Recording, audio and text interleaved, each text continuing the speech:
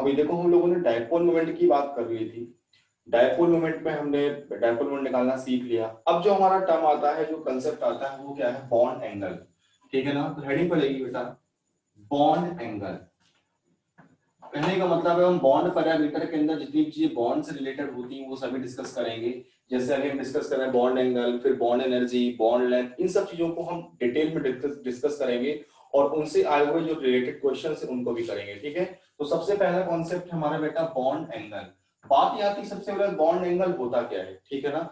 Bond angle का मतलब है जो बॉन्ड बनता है उनके बीच का जो एंगल होता है उसको बोलते हैं बॉन्ड एंगल। जैसे ये हमारा सेंट्रल एटम ए है, ठीक है, इससे दो बॉन्ड लगे हैं ए बी टू, तो इनके बीच का जो ये एंगल है यही क्या कहलाता है? थीटा। यही कहलाता है बॉन्ड एंगल। अब बात ये आती है ये बॉन्ड एंगल कब ज्यादा होगा, कब कम होगा, किसका ज्यादा होगा, किसका कम होगा, इन सब के बारे में हमें डिटेल में डिस्कस करना है। ठीक है? तो अगर हमें कभी बॉन्ड एंगल, देखो नॉर्मली होता है कि स्टूडेंट्स को लगता है बॉन्ड एंगल क्वेश्चन बहुत टफ आता है सर, नहीं निकलता, लेकिन नहीं यार। बॉन्ड एंगल का जो क्वेश्चन आता है वो कंसेप्चुअल होता है और इजी होता है। बस हमें वो 4 स्टेप्स याद रखने होते हैं, दिमाग में रखने होते हैं, जिनसे क्वेश्चन इजी हो जाता है। ठीक है? अगर 4 स्टेप्स आप नहीं दिमाग में रखोगे तो आपके लिए वो क्वेश्चन नॉर्मली टफ होने लगेगा। ठीक है? तो सबसे पहला स्टेप है हमारा, ठीक है, ये हमारी ट्रिक है, स्टेप 4 है। पहला स्टेप क्या है? सबसे पहला है आपको जिसका भी बॉन्ड एंगल आपको कंपेयर करना हो उसका सबसे पहले क्या निकालो? सेंट्रल एटम का हाइब्रिडेशन निकालो। सबसे पहला नंबर क्या है? फाइंड या check hybridization. Check hybridization of given compound of central atom of given compound. सबसे पहले काम करो, आपको जो कंपाउंड्स गिवन है उनमें जो सेंट्रल एटम है उनका क्या निकाल लो आप सबसे पहले उनका क्या निकालो? हाइब्रिडाइजेशन निकालो। क्या निकालोगे? हाइब्रिडाइजेशन। ठीक है ना? जैसे आपको एग्जांपल दिया गया है, मान लिया कि BeCl2 BeCl2 BF3 CCl4 and PCl5। आपसे बोला गया है कि ये ABCD है, A B C and D। आपसे बोला कि A इसको बॉन्ड एंगल के इंक्रीजिंग ऑर्डर में लिखो। ठीक है? सबसे पहले क्या करोगे? हाइब्रिडेशन चेक करोगे। देखो BeCl2 इसका हाइब्रिडेशन कितना आएगा बेटा? sp आएगा, क्योंकि बेरिलियम के आउटर में 2 इलेक्ट्रॉन होते हैं, इसमें 2 सिग्मा बॉन्ड है। 2 सिग्मा का मतलब क्या आएगा बेटा? sp आएगा। BF3 में क्या आएगा? आपको बाकायदा पढ़ा चुका हूं बेटा, sp2 आएगा कि BeCl2 का शेप कैसा होता है? लीनियर होता है, इस तरीके का होता है। ठीक है? BF3 क्या आएगा? sp2, क्योंकि यहाँ पर 2 सिग्मा थे तो sp आ गया था। यहाँ पर कितने सिग्मा होंगे बेटा? 3 सिग्मा होंगे BF3 में, तो क्या आएगा? 3 सिग्मा का मतलब होता है बेटा क्या? sp2 होता है। ठीक है? नेक्स्ट 3 नंबर CCl4 बेटा, कार्बन से 4 क्लोरीन सिग्मा बॉन्ड के थ्रू बॉन्डेड है, मतलब 4 सिग्मा। 4 सिग्मा का मतलब क्या होगा? sp3 होगा। क्या होगा? sp3। और BCl5 का मतलब क्या हो गया? sp3d हो गया। ठीक है? अब बात ये आती है कि सर बॉन्ड एंगल किसका ज्यादा होगा। तो बेटा एक चीज याद रखना कि पहला नोट याद रखो कि जो हमारा बॉन्ड एंगल होता है, नोट है याद रखना, वो डायरेक्टली प्रोपोर्शनल टू होता है परसेंटेज एस कैरेक्टर की होता है। किसके होता है? परसेंटेज एस कैरेक्टर की होता है। जितना ज्यादा परसेंटेज एस कैरेक्टर होता है माय डियर, उतना ही ज्यादा उसका क्या होता है? बॉन्ड एंगल होता है। सर ये परसेंटेज एस कैरेक्टर क्या है? आपने सबसे पहले मेरा क्या कॉन्सेप्ट था? सबसे आपने पहले क्या किया? जो हमको कंपाउंड्स गिवन है, मॉलिक्यूल गिवन है, उनमें आपने सेंट्रल एटम का क्या निकाल लिया? हाइब्रिडेशन निकाल लिया। और कांसेप्ट क्या है कि जो बॉन्ड एंगल होता है परसेंटेज एस कैरेक्टर के डायरेक्टली होता है। सर ये परसेंटेज एस कैरेक्टर क्या होता है? देखो भाई, परसेंटेज एस कैरेक्टर क्या होता है, सुनो मेरी बात। जैसे हमने मान लिया ये हमारा SPI, क्या है ये? SPI। ठीक है? अगर यहां पर I इज इक्वल टू 1 हो गया तो हाइब्रिडेशन क्या आएगा? SP हो जाएगा। अगर हमारा I इज इक्वल टू 2 हो गया तो हाइब्रिडेशन क्या होगा? SP2 होगा। और अगर हमारा I इज इक्वल टू 3 हो गया तो हाइब्रिडाइजेशन क्या हो जाएगा? SP3 हो जाएगा। क्या हो जाएगा? SP3 हो जाएगा। सर हमको बात करनी है परसेंटेज एस कैरेक्टर को, इधर उधर मत बहलाइए। ठीक है? चलो भाई, अब परसेंटेज एस कैरेक्टर की बात करते हैं, कैसे निकलता है परसेंटेज एस कैरेक्टर को? हम बेटा डिनोट करते हैं एस। आपने इसको नोट कर लिया होगा, मैं इसको रफ कर रहा हूं फिलहाल के लिए, आपको थोड़ा कंसेप्ट समझा रहा हूं। ठीक है?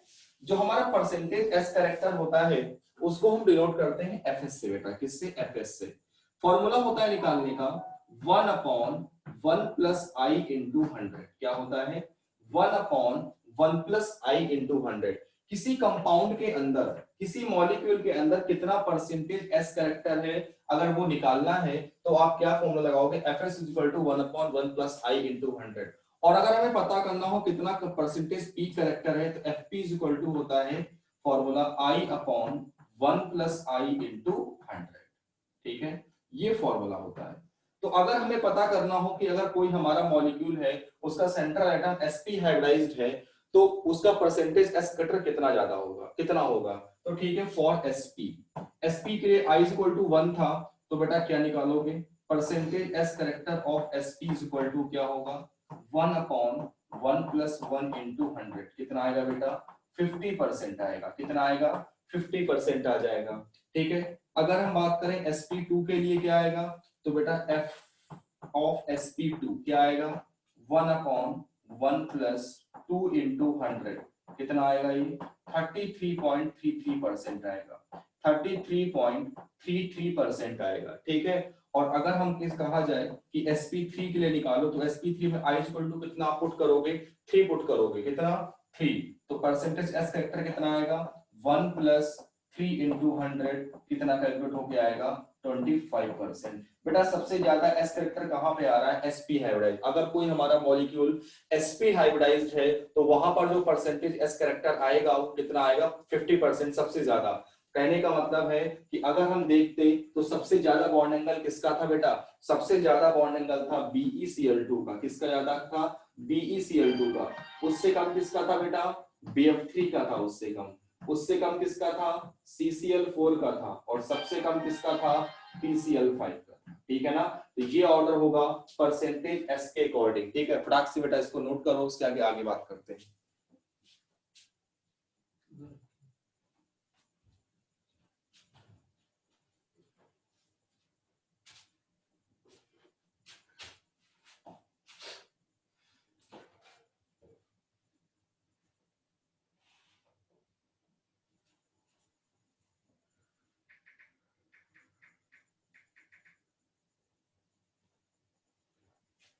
ठीक है, देखो बेटा आगे बात करते हैं।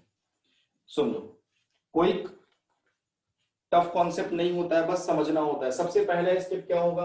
आपको जिसका भी बॉन्ड एंगल कंपेयर करना होगा, उनमें जो हमारा सेंट्रल एटम होगा उसका आप क्या निकालोगे बेटा? सबसे पहले हाइब्रिडाइजेशन निकालो। कैसे निकालोगे? आपको पता है, number of sigma plus number of lone pair से। ठीक है, सेकंड स्टेप क्या है हमारा? Step number 2। ठीक है, स्टेप नंबर 2 देखो, sp3d में आपको बता दूं, sp3d में बेटा कितना परसेंटेज करेक्टर होता है? 20% होता है। कैसे? sp3d में आपको बता दूं कैसे निकालते हैं, यहाँ पे दिखा देता हूं। देखो sp3d में टोटल गिन लो। sp3d में बेटा 31415, तो यहां से कैसे आएगा? 1/1 प्लस 5 इंटू 100। ठीक है, यहाँ पर पूरे रखते हैं, ये 3, ये 1, ये 1, 5, यहाँ कितना आएगा? सॉरी 4 रखते हैं, सॉरी 314। s का नहीं लेते, p का 3 और d का 1। ठीक है, तो कितना आएगा? 20% आएगा। कितना? 20%। ठीक है, तो BeCl2 में कितना परसेंटेज करेक्टर है बेटा? 50% है। BF3 में कितना है? 33.33% है। ठीक है, CCl4 में कितना है? 25% है। और PCl5 में कितना है? 20% है। तो जितना ज्यादा परसेंटेज एस करेक्टर होगा उसका, उतना ही ज्यादा उसका क्या होगा? बॉन्ड एंगल होगा। ठीक है, तो स्टेप नंबर हमारा 1 क्या हुआ? सबसे पहले हम क्या चेक करेंगे? हाइब्रिडेशन चेक करेंगे। और हाइब्रिडेशन के हिसाब से बेटा जिसका एस करेक्टर ज्यादा आएगा उसको क्या करेंगे? उसका बॉन्ड एंगल सबसे ज्यादा होगा। ठीक है, ये तो बात रही स्टेप नंबर 1 की। ठीक है, स्क्रीनशॉट लेके आप नोट कर लेना प्रॉपर वे से। अब हम बात करेंगे स्टेप नंबर 2 की। स्टेप 2 बहुत ही अच्छे तरीके से, बेहतरीन तरीके से आपको समझाऊंगा। आपको घबराने की जरूरत नहीं है। बॉन्ड एंगल का जो भी आपके अंदर भूत है, जो भी डर है, वो आज का आज क्या हो जाएगा बेटा? वो निकल जाएगा। ठीक है ना, देखो नेक्स्ट स्टेप नंबर 2। अगर हाइब्रिडाइजेशन सेम आ जाए, अगर मान लो अभी तो क्या था, हाइब्रिडेशन अलग अलग आया तो चलो काम चल गया। स्टेप नंबर 2 क्या कह रहा है? इफ हाइब्रिडाइजेशन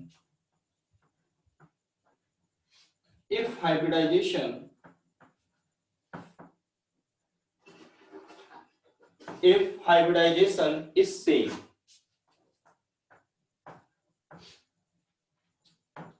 अगर हाइब्रिडाइजेशन क्या हो जाए बेटा? हमारा सेम हो जाए, तब हम कैसे निकालेंगे?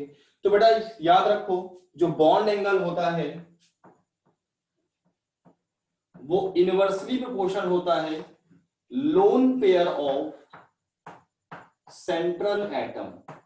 तब हम क्या देखेंगे, तब हम बॉन्ड एंगल को कैसे कंपेयर करेंगे, सेंट्रल एटम के लोन पेयर को देख के, कि अगर हमारा जो सेंट्रल एटम है, जिस सेंट्रल एटम के पास लोन पेयर इलेक्ट्रॉन ज्यादा होंगे उसका बॉन्ड एंगल कम होगा, क्योंकि वहां पर रिपल्सन लगेगा तो बॉन्ड एंगल कम होगा। मैं आपको समझाता हूं, ठीक है। और जिसके पास कम होगा उसका बॉन्ड एंगल ज्यादा होगा। जैसे आपको समझाना हो हमें NH3 और CH4 में, बेस्ट एग्जांपल है NH3 और CH4 में, दोनों में किसका बॉन्ड एंगल ज्यादा होगा बेटा? देखो NH3 में N से 3 हाइड्रोजन लगे हुए हैं, सिंगल बॉन्ड, और एक इसके पास लोन पेयर बच गया, ठीक है। CH4 में कार्बन की वैलेंसी 4 होती है, 4 के 4 हाइड्रोजन प्रॉपर वे से सिंगल बॉन्ड के थ्रू जुड़े हुए, ठीक है। इसके बीच का एंगल हमने मान लिया θ1 है, इसके बीच का एंगल मान लिया θ2 है, ठीक है। सबसे पहले हम क्या करेंगे, सबसे पहला स्टेप हमारा है हाइब्रिडेशन चेक करो। सर ने बोला था कि पहले हाइब्रिडेशन चेक करेंगे फिर हम देखेंगे। चलो 3 सिग्मा एक लोन पेयर 4 4 का मतलब होता है sp3। सर कितना आ गया? sp3 आ गया। इसमें 4 सिग्मा 4 का मतलब क्या हो गया? sp3 आ गया। वेस्पर थ्योरी अकॉर्डिंग निकाल लिया हमने हाइब्रिडेशन। सर यहां पर एक लोन पेयर है, यहां पर एक भी लोन पेयर नहीं है। यहां पर लोन पेयर है, लोन पेयर की वजह से लोन पेयर बॉन्ड पे रिपल्सन लगेगा। जब ये पार्ट जाएगा तो ये पार्ट क्या होगा? छोटा होगा। अरे भाई सिंपल सी बात है, अगर ये चीज बढ़ेगी तो ये चीज क्या हो जाएगी? छोटी। अगर ये बढ़ गया तो बॉन्ड एंगल क्या हो जाएगा? कम हो जाएगा। तो θ1 और θ2 में कौन ज्यादा होगा? θ2 θ1 से ज्यादा हो जाएगा। क्यों? क्योंकि यहाँ पर जो सेंट्रल एटम नाइट्रोजन है इसके पास एक लोन पेयर है, उस कार्बन के पास एक भी लोन पेयर नहीं है। तो जिसके पास लोन पेयर कम होते हैं उसका बॉन्ड एंगल क्या हो जाता है बेटा? उसका बॉन्ड एंगल क्या हो जाता है? ज्यादा हो जाता है, ठीक है। तो आप सबसे पहले स्टेप समझ गए होंगे। पहला हमारा स्टेप क्या है बेटा?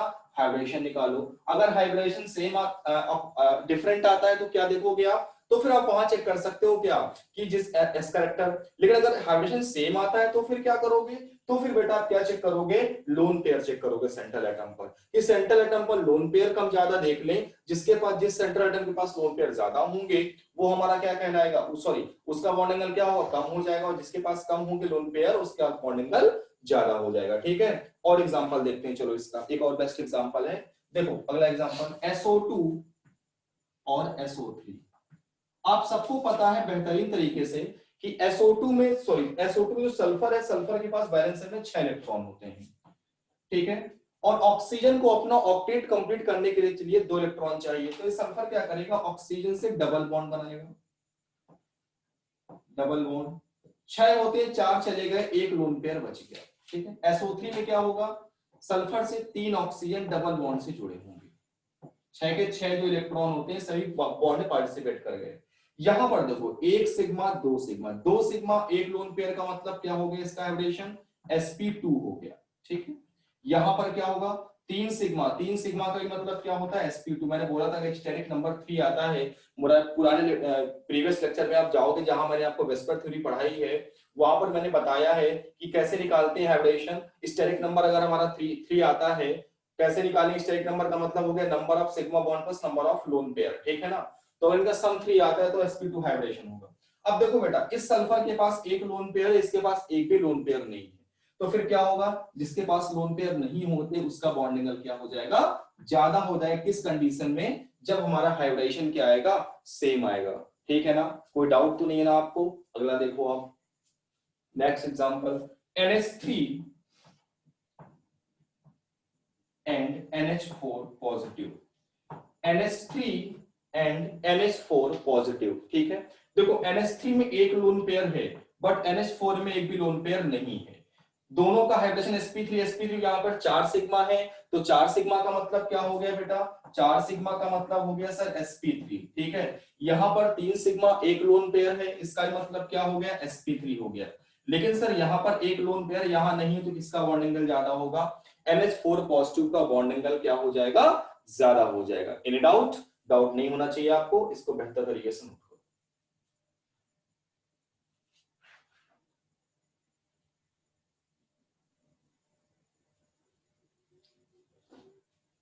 अब हमारा है स्टेप नंबर 3, ठीक है। स्टेप नंबर फर्स्ट क्या था, सबसे पहला काम हमारा हाइब्रिडेशन चेक करो। अगर हाइब्रिडेशन अलग अलग आता है सबका तो फिर आप परसेंटेज एस फैक्टर देख लो, लेकिन अगर हाइब्रिडेशन सेम आ जाता है तो क्या देखोगे, सेंट्रल एटम के लोन पेयर, जिसके पास लोन पेयर इलेक्ट्रॉन ज्यादा हो, सॉरी लोन पेयर ज्यादा होंगे उसका बॉन्ड एंगल क्या हो जाएगा, कम हो जाएगा, और जिस सेंट्रल एटम पर बॉन्ड लोन पेयर कम होंगे उसका बॉन्ड एंगल ज्यादा हो जाएगा। ठीक है, देखो अब क्या करें, स्टेप नंबर 3। सर हाइब्रिडेशन भी सेम है, सेंट्रल एटम का लोन पेयर भी सेम है। अब और बवाल, सर हाइब्रिडेशन भी सेम है और सेंट्रल एटम के पास जो लोन पेयर आपने बोले थे सर वो भी सेम है, आप क्या करेंगे, तो अगला केस क्या है, इफ हाइब्रिडेशन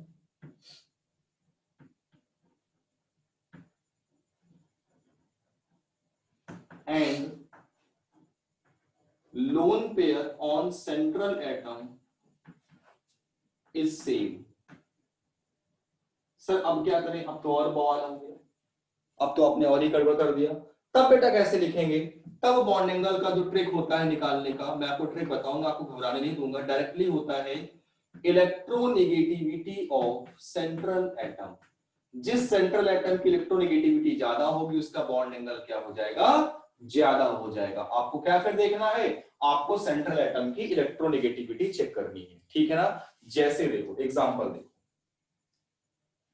इसका जो एग्जांपल है,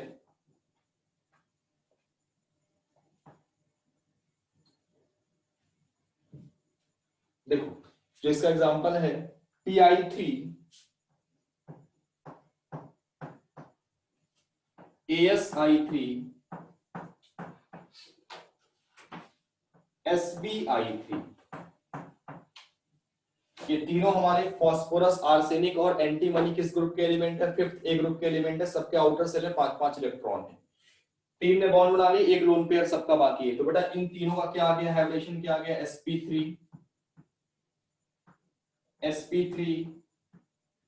और sp3, तीनों का sp3 आ गया। तीनों के पास एक एक लोन पेयर है, आपको मैं स्ट्रक्चर से भी ड्रॉ करके दिखा देता हूं, देखो जरा ध्यान से। Pi3,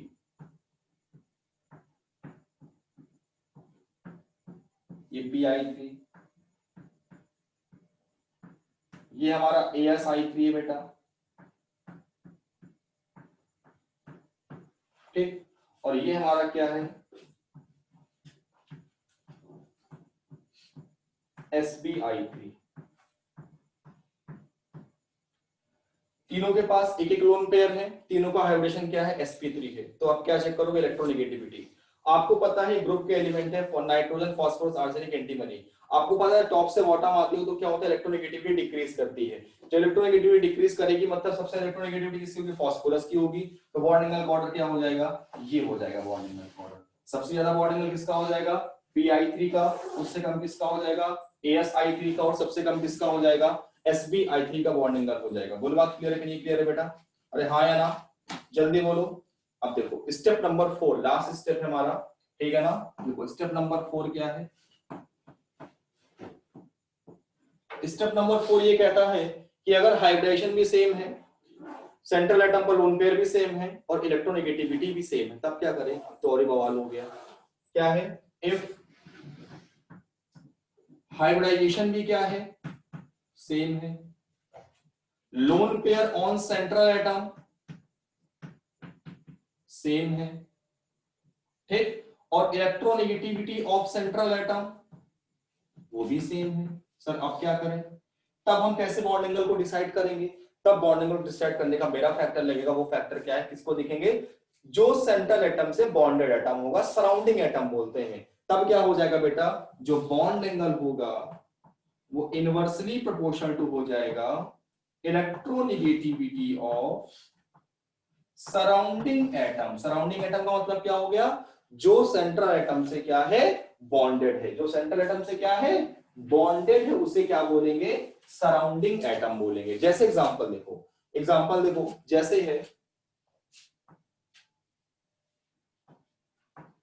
SF2 SCl2